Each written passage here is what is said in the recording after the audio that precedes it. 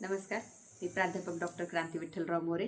मी आज परत एकदा नवरात्रीच्या निमित्तानं ज्या वेगवेगळ्या महिलांच्या आणि त्यांच्या आयुष्यातल्या वेगवेगळ्या अ, घटनांवरती म्हणा किंवा वेगवेगळ्या विषयांवरती जे आजपर्यंत आपण फक्त वरवर बघितलेले आहेत आणि जे घेणं खऱ्या अर्थाने समजून घेणं फार गरजेचं आहे, या विषयावर आपल्यावरती बोलते.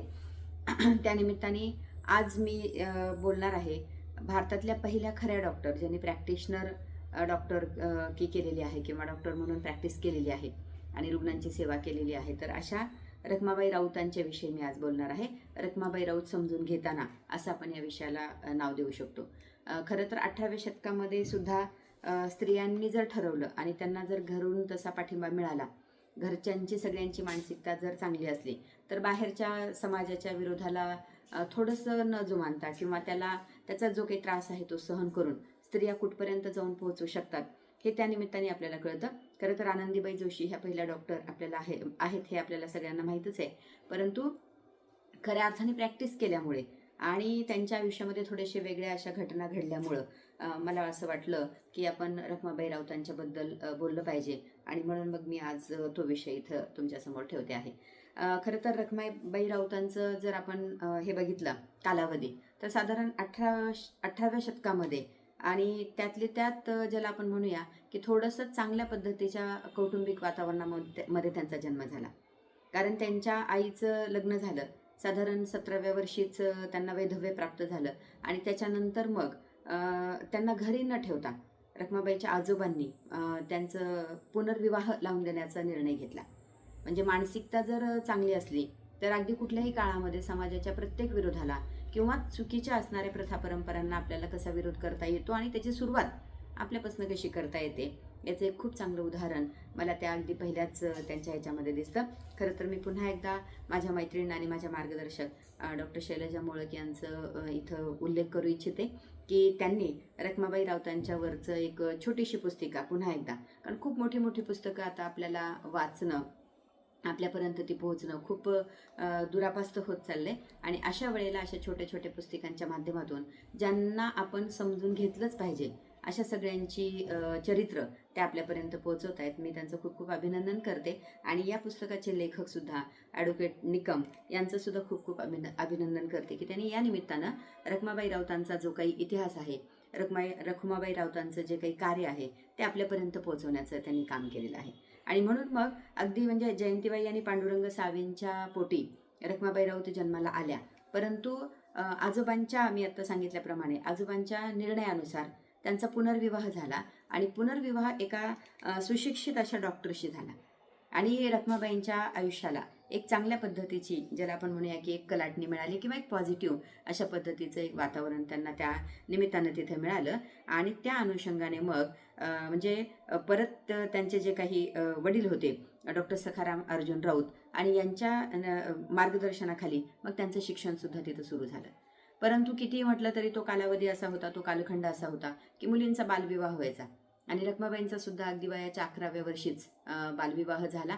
त्यांच्यापेक्षा वयाने नक्कीच मोठ्या असणाऱ्या व्यक्तीशी त्यांचा विवाह झाला आणि त्या अनुषंगाने त्या जेव्हा सासरी, म्हणजे त्यांचं जेव्हा, ज्याला आपण म्हणूया की एक वैवाहिक आयुष्य सुरू झालं, त्यावेळेला त्यांच्या लक्षात असं आलं की आपला नवरा म्हणजे एकतर वयाने तर मोठा आहेच आहे, त्याचाही त्यांना पहिल्यापासूनच म्हणजे हे होतं की अशा अशा परंपरांना आपण कधी विरोध करू शकू का किंवा करायला पाहिजे, कारण मुलींना विचारात घेतलं जात नाही लग्न ठरवताना आणि अशा सगळ्या गोष्टी होत्या. पण लगेचच त्याच्यावर अंमलबजावणी होणार नव्हती म्हणून त्यांनी तो विवाह केला. पण त्याच्यानंतर मात्र त्यांच्या असं लक्षात आलं की आता आपण या विवाहामध्ये सुखी होऊ शकणार नाही, कारण एकतर वयाने जास्त असणारा त्यांचा तो नवरा, त्याच्यामध्ये त्याचं सतत आणि सतत असणारा असा आजार, त्याच्यानंतर ते काहीच काम करत नव्हता, म्हणजे दुसऱ्यांच्यावरती अवलंबून असा तो होता. दुसरी गोष्ट म्हणजे खूप असा बाहेर खाली सुद्धा तो होता आणि अशा सगळ्या गोष्टींना कंटाळून रखमाबाईंनी त्या काळामध्ये निर्णय घेतला की मी यांच्याबरोबर घटस्फोट घेणार. खरं तर आपल्यापैकी बऱ्याच जणांना माहिती नसतं, मलाही माहिती नव्हतं की रखमाबाई राऊतांचा त्या निमित्तानं असा स्वतःहून महिलेकडून घेतला जाणारा आणि कायदेशीररित्या घेतला जाणारा तो पहिला घटस्फोट होता भारतातला.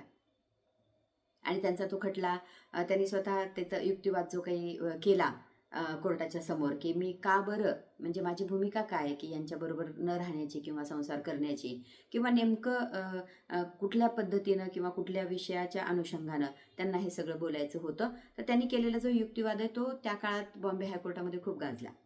आणि 18व्या शतकातलाच तो एक महत्त्वाचा युक्तिवाद असं नाही, तर मला वाटतं सध्याच्या सुद्धा काळामध्ये या पद्धतीनं त्यांनी जे काही ठोस असे त्याच्या पाठीमागची भूमिका तिथं सांगितली की एकतर स्त्रियांना किंवा मुलींना अगदी कमी वयामध्ये आपल्यापेक्षा जास्त वयाच्या मुलाशी आपल्याला, म्हणजे आपल्या ज्याला आपण म्हणूया की कुठल्याही पद्धतीनं जर बरोबरीचा नसेल तरी सुद्धा एक फक्त एक तो विधी आहे किंवा ती एक परंपरा आहे आणि आपल्याला स्थळ आले आणि आपल्याला ते लग्न करून द्यायचे, अशा पद्धतीनं जे केलं जातं, तर त्याला त्या काळामध्ये त्यांनी जाब विचारला होता.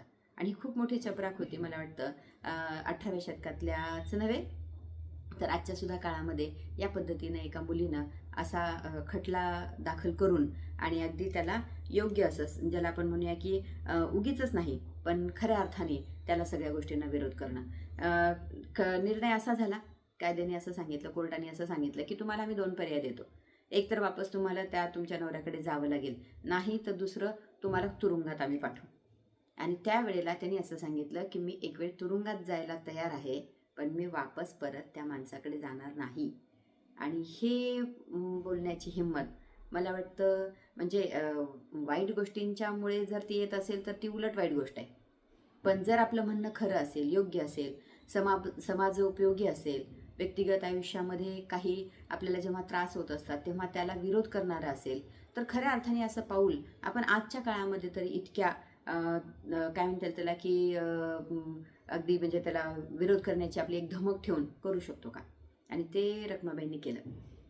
आणि मग त्यांच्या बाजूने तो खटला लढवला गेला. खूप सगळे युक्तिवाद झाले, खूप सगळ्या त्याला मला वाटतं की कोर्टाच्या सगळ्या ज्या काही गोष्टी असतात त्या सगळ्या गोष्टी त्यांना तिथं कराव्या लागल्या. आणि त्याच्यानंतर मग त्यांना खूप सगळ्या गोष्टींना सामोरं जाऊन मग त्यांच्याकडे म्हणजे त्यांच्या बाजूने ती केस झाली आणि मग त्यांना कोर्टाने परवानगी दिली. त्यांचा रीतसर या पद्धतीचा डिवोर्स किंवा घटस्फोट आपण म्हणूया झाला. आणि त्याचा फायदा असा झाला की अनेक समाजसुधारक त्यांना या कार्यामध्ये साथ देण्यासाठी पुढे आले, कारण त्यांची बाजू खरी होती. त्यांची बाजू म्हणजे ज्याला आपण म्हणूया की स्त्रियांच्या बाजूने होती.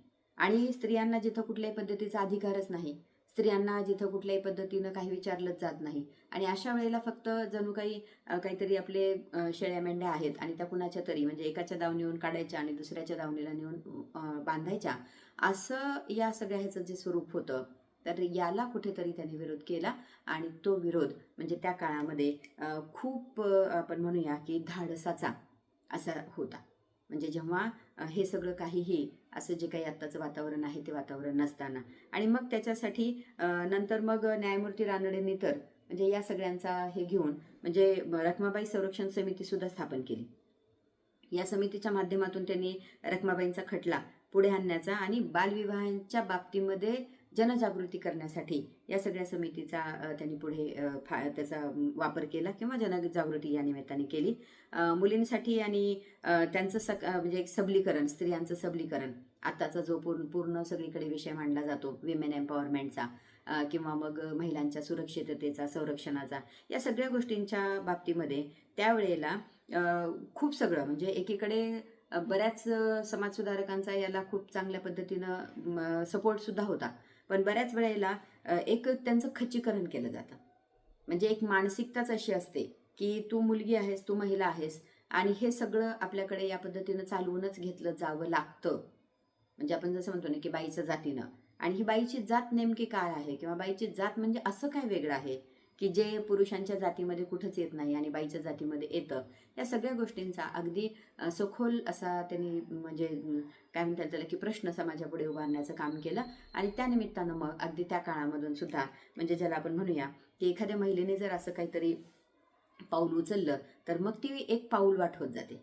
आणि ती झालेली पाऊलवाट मग आत्ता आपण बघतो की त्याचं थोडंसं चांगल्या पद्धतीनं डांबरीकरण झालंय असं आपल्याला म्हणता येईल. म्हणजे आता जे आपण इतक्या सहजतेने त्या ह्याच्यावरून जाऊ शकायला लागलो, म्हणजे आपल्या हक्कांच्या बाबतीमध्ये, आपल्या अधिकारांच्या बाबतीमध्ये, आपल्या ज्याला आपण म्हणूया की मानसिक मला काय वाटतं, माझ्या भावभावना काय आहेत, माझं एखादं मत काय आहे, हे सगळं जेव्हा आपण मांडू शकतो तर तेव्हा असे कुणीतरी भरपूर ज्याला आपण म्हणूया की त्याच्यावरती खूप ज्यांची हेळसांड झाली, ज्यांनी खूप अगदी टोमणे सहन केले, खूप सगळ्या समाजाचा विरोध पत्करला, हे सगळं झाल्यानंतर आणि हे काळाच्या ओघामध्ये आपण अगदी सराईतपणे विसरून सुद्धा जातो.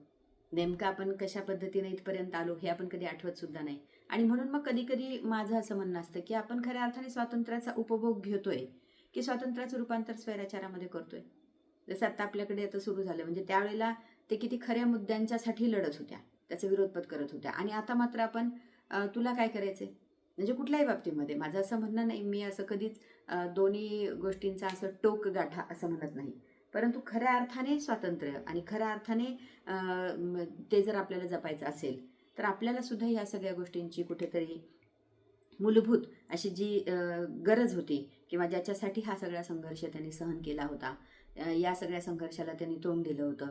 आणि नुसतंच तोंड नाही तर त्याच्यामध्ये स्वतःचं आयुष्यसुद्धा पूर्णपणे कसं हे केलं होतं, कारणी लावलं होतं. या सगळ्या गोष्टींच्याकडे आपल्याला बघावं लागेल. आणि मग कायदे सरकार त्या काळामध्ये सुद्धा आजच्यासारखेच म्हणजे आजच्यापेक्षा सुद्धा महिलांचं खच्चीकरण करणारे होते आणि त्याच्या विरोधामध्ये ठामपणे उभारण्याचं काम रखमाबाईंनी केलं.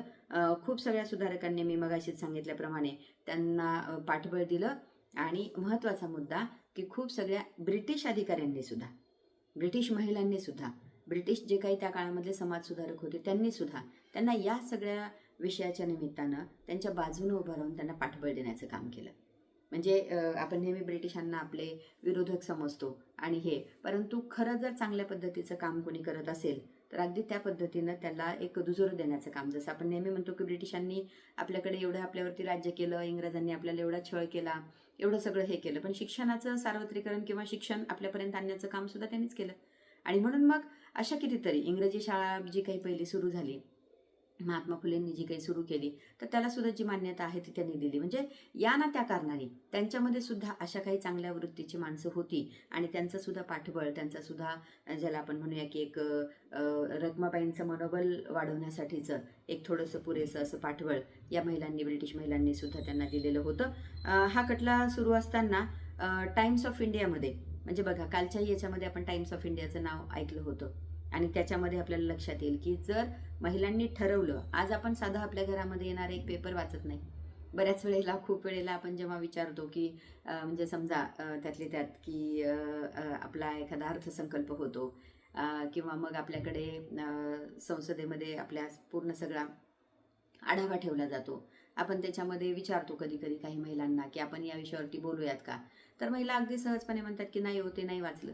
आणि त्या काळामध्ये म्हणजे आपल्याला आता वाचायला येतंय, परिस्थिती आहे, सगळं आपल्या पायाशी आहे, सगळं आपल्या घरामध्ये येतंय, पण बऱ्याच वेळेला आपण त्याच्याकडे किती सराईतपणे दुर्लक्ष करतो हे पुन्हा एकदा आजही आपल्याला आजच्या या ह्याच्यामध्ये सुद्धा अधोरेखित करणं किती गरजेचं वाटायला लागले बघा. आणि मग त्यांनी सुद्धा त्या टाइम्स ऑफ इंडियामधून एक सदर लिहायला सुरुवात केली आणि त्या सदराचं नाव त्यांनी होतं हिंदू लेडी, या टोपण नावाने त्यांनी ते सुरू केलं. या टोपण नावाने त्यांनी लिहित असताना सक्तीचं वैधव्य या विषयावर त्यांनी एक दीर्घ लेख लिहिला.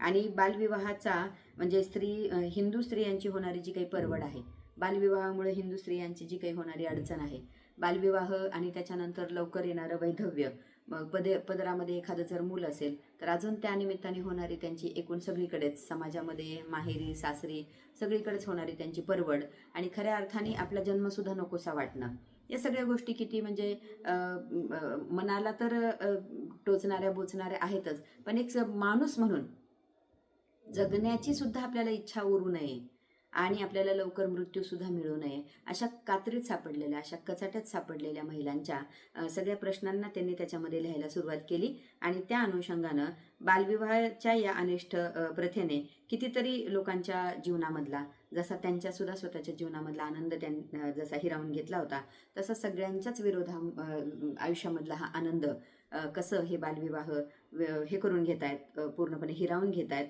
आणि त्याच्यामध्ये मुळात या सगळ्या गोष्टींच्या मध्ये स्त्रियांचा दोष काय.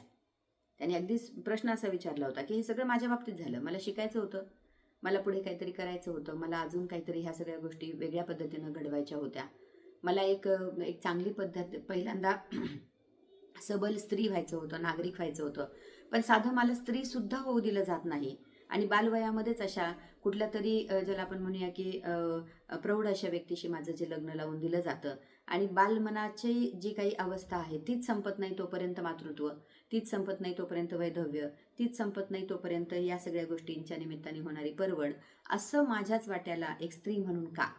आणि या सगळ्या विषयांच्या वरती त्यांनी जे काही लेखन या सगळ्या माध्यमातून केलं, हिंदू लेडी या टोपण नावाने, तर याचा सगळ्याचा खूप चांगल्या पद्धतीनं जरा वैचारिक जागृती होण्याच्या निमित्तानं त्या काळामध्ये त्याचा उपयोग झाला. प्रचंड असा लढा त्यांना त्याच्यासाठी लढावा लागला. असं मी आत्ता बोलतेय आणि 10 मिनिटामध्ये माझं जसं बोलणं संपणार आहे तसं अगदी हा लढा संपलेला नाही.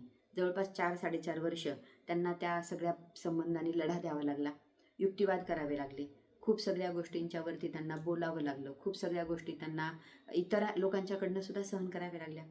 कारण आत्ता जेव्हा आपण एखादी स्त्री, एखादी महिला आपण किती जरी हे केलं, ज्याला आपण म्हणूया की अगदी आपण काही मेसेजेस वाचतो की मुलींचा जर तुमच्या असा काहीतरी छळ तुमच्या ह्याच्यामध्ये होत असेल, सासरी होत असेल, तर मुलीचं प्रेत घरी आणण्यापेक्षा मुलींना घरी आणा, सन्मानाने वागवा, त्यांचे पुन्हा एकदा त्यांचा पुनर्विवाह लावून द्या. ह्या सगळ्या गोष्टी जरी होत असल्या तरी आपण ते पटकन स्वीकारतो का?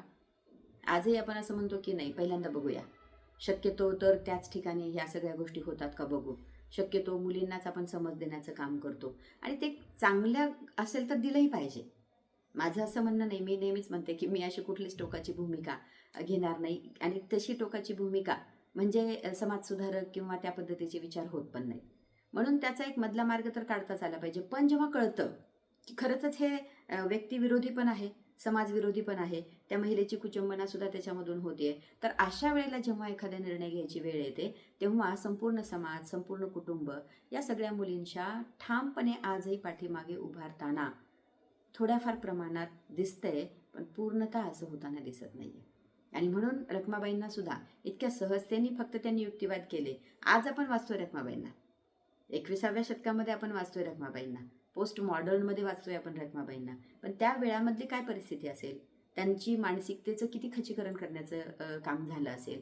एक कोर्ट कचेऱ्यांच्यामध्ये जिथं म्हणजे बायका उमऱ्याच्या बाहेर जाऊ शकत नव्हत्या, जिथं पुरुषांच्या बरोबर काय म्हणतात त्याला की दिवाणखान्यामध्ये बसू शकत नव्हत्या, अशा सगळ्या वेळेला आपल्या म्हणण्यासाठी अगदी हायकोर्टाची पायरी चढणाऱ्या रखमाबाई राऊत, मला वाटतं खरंच त्यांचं जे काही कार्य आहे ते येणाऱ्या पिढीसाठी त्याच्यानंतर थांबवले गेलेले थोड्याफार प्रमाणामध्ये. आणि असं असतं बघा की कुठलीही एखादी जर दुरुस्ती झाली आणि त्या निमित्ताने किमान एखाद्या जरी महिलेच्या आयुष्यामध्ये तसा सकारात्मक बदल झाला, तर या सगळ्या घटनांना किंवा या सगळ्या त्यांनी केलेल्या विरोधाला, त्यांनी सहन केलेल्या यातनांना कुठेतरी एक काय म्हणतात त्याला एक चांगलं हे प्राप्त झालं असं म्हणावं लागेल. आणि त्या अनुषंगाने मग एक जवळपास 4-4.5 वर्षांनी त्यांनी तो लढा दिला आणि त्याचा खटल्याचा निर्णय अगदी ज्याला आपण म्हणतो त्या पद्धतीनं आला. आणि त्या काळामध्ये तुम्हाला आश्चर्य वाटेल, आत्ता जसं एखादा खटला आपला होतो घटस्फोटाचा आणि त्याच्यामध्ये मग आपल्याला माहिती आहे की स्त्रियांच्या बाजूने निकाल लागतात, भरपूर निकाल लागतात आणि त्याच्यामध्ये काय होतं की आपल्याला पोटगी मिळते, स्त्रियांना मिळते पुरुषांच्याकडून. पण अगदी इतिहासामधलं पहिलं आणि मला वाटतं एकमेव द्वितीय असं उदाहरण रखमाबाई राऊतांचं असं असेल की त्या काळामध्ये आपल्या भारतातल्या त्या पहिल्या घटस्फोटाचा खटला होता ज्यामध्ये रखमाबाईला त्यांच्या नवऱ्याला पोटगी द्यावी लागली. आणि मला वाटतं हा तर प्रसंग मला म्हणजे पहिल्यांदाच त्यांच्याबद्दलचा कळाला. म्हणजे आपल्याला इथपर्यंत थोडंसं अजून माहिती होतं, एका वेगळ्या निमित्तानं मी सगळ्या समाजसुधारकांचा अभ्यास करत होते आणि त्या निमित्तानं मग सुशिक्षित त्या काळातल्या स्त्रिया म्हणजे 18व्या शतकाच्या पासूनच्या, तर त्याच्यामध्ये मी हे रखमाबाई राऊत MBBS होत्या, MD होत्या, अमकं होत्या, तमकं होत्या, हे वाचलं होतं. अगदी वेगवेगळ्या पद्धतीची प्रशिक्षणंसुद्धा त्यांनी घेतली होती, ते अजून मध्ये सांगायचं राहिलं. फक्त त्या डॉक्टर होत्या आणि असं कुठेतरी प्रॅक्टिशनर होत्या, म्हणजे काही आपल्यासारखी आत्ताच्यासारखी अशी सुस्थिती त्यांची नव्हती. त्या निमित्तानं म्हणजे आपल्याला काय म्हणता येईल की अगदी सुकर अशी महिलांची बाळंतपणं होण्यासाठी अगदी वेगवेगळ्या ज्या काही साथीचे रोग त्या काळामध्ये व्हायचे त्याच्यातून सगळ्यांना वाचवण्यासाठी वेगवेगळ्या पद्धतीचे त्यांनी कोर्सेससुद्धा केलेले होते. आणि मग असं सगळं करत असताना अशी सगळी ती ही असताना आत्ताच्या काळामधली परिस्थिती आणि त्याच्यामधला जो बदल मी आत्ता तुम्हाला सांगितला की या लग्नातून मुक्त होण्यासाठी म्हणजे ज्याला आपण म्हणूया की एक ऐतिहासिक असा निर्णय त्या काळातल्या कोर्टाने दिला आणि महिलेच्या बाजूनी लागलेला निकाल, परंतु त्याचं हे काय होतं तर तिलाच, रखमालाच तिच्या नवऱ्यासाठी पोटगी त्यावेळेला तिथे द्यावी लागली. आणि हा संबंध भारतामधला, म्हणजे माझ्या मधला तरी मला असं वाटतं की हा पहिल्यांदाच अशा पद्धतीचा कोर्टाने दिलेला खटल्याचा निकाल असेल. ती मुक्त झाली आणि मग तिथून पुढं मग ज्याला आपण म्हणूया की त्यावेळी मुलीचं वय, सहमती आणि तिची निवड या सगळ्यांच्या विषयी पहिल्यांदा बोललं गेलं. लगेचच त्याचे इम्प्लिमेंटेशन झालं नाही, पण किमान मुली या सगळ्या गोष्टींच्या बाबतीमध्ये थोड्याशा सजग झाल्या. आपल्याला सुद्धा असं जर आपण ठरवलं आणि ते जर चुकीचं होत असेल आपल्या बाबतीमध्ये, तर हे आपल्याला कुठेतरी थांबवता आलं पाहिजे. या निमित्ताने मुली विचार करू लागल्या स्वतःच्या शिक्षणाकडे, त्यातली त्यात प्राथमिक शिक्षण, त्यातली त्यात त्यांना जोपर्यंत आवड आहे तोपर्यंत आणि जे पाहिजे त्या पद्धतीचं शिक्षण घेण्यासाठी त्या थोड्याशा बोलायला धजावू लागल्या. आणि एवढा सुद्धा बदल त्या काळामध्ये होणं म्हणजे मला वाटतं खऱ्या अर्थाने रखमाबाईंच्या या कार्याचं एक फलित असंच आपल्याला तिथे म्हणावं लागेल. त्यांनी शिकण्यासाठी मग जे काही त्यांचं अर्धवट शिक्षण राहिलं होतं आणि ते शिक्षण पूर्ण करण्याची एक मानस त्यांनी त्यांच्या पित्याकडे, त्यांच्या वडिलांकडे ठेवला आणि डॉक्टर सखाराम अर्जुन यांच्या प्रेरणेने आणि मदतीने त्या शिकल्या. आता इथे तर बघा, आज आपल्याला माहिती आहे की जेव्हा आपल्याकडे अशा पद्धतीनं काहीतरी हे होतात, आता कितीतरी सगळ्या सिरियल्स आणि सिनेमे आणि याच्या माध्यमातून थोडंफार हे दाखवलं जाते, समाजामध्ये सुद्धा घडते. अगदी म्हणजे आपण त्याला आता नाकारू शकत नाही. असं सगळं व्हायला लागले. दुसरे लग्न होत आहेत, पहिली मुलं त्यांच्याबरोबर असत आहेत, मग ती नवऱ्याची असतील, मग ती बायकोची असतील, पण आपल्या बायकोच्या पहिल्या मुलीचं, मी मुद्दामून या सगळ्या गोष्टींच्यावरती थोडंसं जरा जोर देते. म्हणजे आत्ता सुद्धा आपल्याकडे असं आहे की जे काही नवऱ्याचं ऑलरेडी त्यांना मिळालंय, म्हणजे समजा पुनर्विवाहामध्ये त्याच्या अगोदरची बायकोकडून झालेली मुलं, त्याच्या बायकोकडून झालेली अपत्य, या सगळ्यांचं सगळं करणं आजही स्त्रीसाठी कंपल्सरी आहे. पण स्त्रीच्या या सगळ्या गोष्टींच्यासाठी आजही आपण त्यांना कंपल्शन करत नाही. सहजपणे आपण म्हणून जातो की त्याने बिचाऱ्याने का करावं, असं आपण कधीच म्हणत नाही की तिने बिचारीने का करावं. उलट असं असतं की तिच्यावरती उपकारच झाले ना, त्याने लग्न करून घेतलं, हेच उपकार आहे. आणि असं न होता त्या काळामध्ये म्हणजे शिक्षणाचा किती महत्त्वाचा फरक आपल्या वागण्या बोलण्यामधून दिसला पाहिजे किंवा दिसतो, हे आपल्याला तिथं डॉक्टर सखाराम राऊतांच्या माध्यमातून कळेल. आणि एक पिता म्हणून आपल्या म्हणजे सावत्र मुलीला अगदी या पद्धतीनं तिचं जे राहिलेलं अर्धवट शिक्षण आहे ते पूर्ण करणं, आणि नुसतं राहिलेलं अर्धवट एखादं साधंसुधं शिक्षणच नाही तर मेडिकलसारखं शिक्षण 18व्या शतकामध्ये पूर्ण करण्यासाठी धडपडणारा सावत्र बाप मला वाटतं जगामध्ये तरी दुसरा कोणी सापडणार नाही. आणि या अनुषंगाने सुद्धा एक वेगळा त्यांच्या आयुष्यामध्ये घडलेली घटना मला वाटतं आपल्यासमोर येते. आणि त्याच्या निमित्तानं एक म्हणजे आता जे काही आपण बघायला लागलो, आपण आता परवाच सगळे जे काही महिलांच्यावरचे अन्याय आणि अत्याचार होतात, तर त्याच्यामध्ये आपण असं बघितलं सगळीकडे की जे काही बाहेर सगळ्या गोष्टी होतात त्याच्यावरती आपण लगेच पुढे येतो, मेणबत्त्या पेटवतो, विरोध करतो, त्यांचे म्हणजे ज्याला आपण म्हणू की निषेध करतो, निदर्शनं करतो. पण घरांच्या मधून सुद्धा असं सगळं होताना आपल्याला दिसत नाही का? एक 8-10 दिवसापूर्वीच्याच पेपरला आपण बघितलं की स्वतःच्या पित्यानेच मुलीवरती कितीतरी अन्याय आणि अत्याचार केले होते. म्हणजे जन्मदाताच आपल्या अशा पद्धतीनं पिळवणुकी जर 21व्या शतकांच्या मध्ये जर करत असेल आणि 18व्या शतकालाच आपण जर नावं ठेवत बसत असू, किंवा 18व्या शतकामधल्याच फक्त ज्या काही घटना अशा घडत होत्या, किंवा एक मागासलेपण होतं, वैचारिक मागासलेपण होतं, सुशिक्षितपणा नव्हता, या सगळ्या गोष्टी आपण जर बोलत राहिलो तर ते किती काय म्हणतात त्याला एकांगी ठरेल. आणि म्हणून मग अशी सुद्धा उदाहरणं आपल्यासमोर येत नाहीत, आणली जात नाहीत. थोडंसं मी धाडस करून पुढचं वाक्य बोलते की आणली जात नाहीत. कारण जे त्याही काळामध्ये जे समाजाला योग्य वाटायचं, त्यातली त्यात पुरुषी मानसिकतेला योग्य वाटायचं, त्या काळामध्ये सुद्धा जी काही सनातनी प्रवृत्ती होती त्या प्रवृत्तीला जे काही सगळं योग्य वाटायचं, अगदी त्याच गोष्टी तशा पद्धतीनं पुढे आल्या. आणि म्हणून मग रखमाबाईंच्या या वडिलांचं खऱ्या अर्थाने, आता मी त्यांना वडील म्हणेन, कारण मी तुम्हाला समजून सांगण्यासाठी किंवा आपल्याला कळावं म्हणून म्हटलं की जिथं स्वतःचे सख्खे वडील सुद्धा या पद्धतीनं आत्ता आपल्याला हे करताना दिसत नाहीत, तेव्हा 18व्या शतकात असे त्यांच्या आयुष्यामध्ये आलेले, त्यांना लाभलेले असे त्यांचे वडील खऱ्या अर्थाने एक त्यांचं जे काही पितृत्व आहे किंवा खऱ्या अर्थाने ते त्यांचे जे काही पिता म्हणून त्यांचं जे हे आहे योगदान आहे ते फार महत्त्वाचं आहे असं मला वाटतं. आणि मग त्यांनी त्या मुलीचं म्हणजे स्वतःचं त्यांचं राहिलेलं जे काही शिक्षण आहे ते पुढं त्यांच्या प्रेरणेतून आणि त्यांच्या मार्गदर्शनातून केलं. नंतर मग खूप सगळ्या चळवळींच्या मध्ये सुद्धा त्यांनी उडी घेतली. मग ते विधवा विवाह असतील, विधवा पुनर्विवाह किंवा बालविवाहाच्या विरोधामध्ये असेल, ज्याला आपण म्हणतो बालविवाह प्रतिबंधक असे काही विषय असतील, या सगळ्या चळवळींच्या मध्ये त्या पुढे आल्या. त्यांचं शैक्षणिक आणि सामाजिक या दोन्ही पातळ्यांच्यावरती काम सुरू झालं.